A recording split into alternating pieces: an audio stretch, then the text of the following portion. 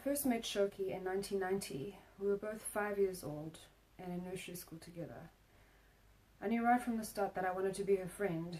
There was something about her spirit that immediately attracted me. We attended the Michael Mount Waldorf School, and our friendship grew, and later when we attended different schools, we always remained close, and our poor parents did their time driving us here and there so that we could be together. Shoki and I did classical Greek dancing for most of primary school. She always loved dancing. Our dancing took us to London and the Bloomsbury Theatre, where she played the part of Mujaji, the African Rain Queen. And it became clear at that stage that she was born for the stage. Once we were matriculated, I went to advertising college, and she attended a finance school.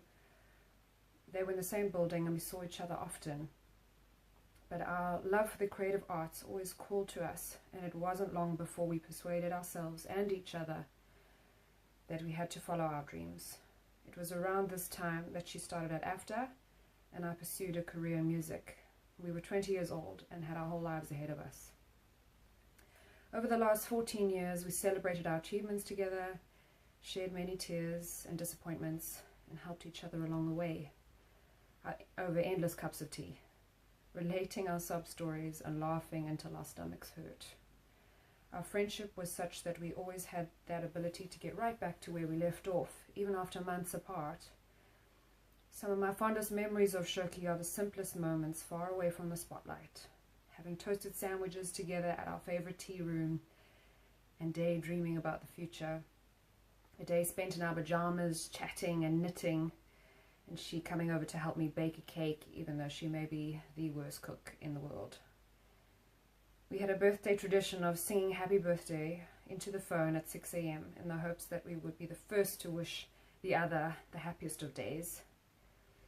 One day she came to help me clear my closet, but she was ruthless, holding each item of clothing up and asking me why I needed it and when I last wore it. I was horrified, but she told me that all her clothes could fit into one suitcase, and why on earth would anyone need more than that? That afternoon she loaded 2 big bin bags of my old stuff into her car and took them off to charity. She had the kindest heart, always wanting to be useful, always helping out where she could, even if my closet was doing just fine without her help. She took up Kung Fu for a while. I think she needed a way to release her frustrations and emotional challenges.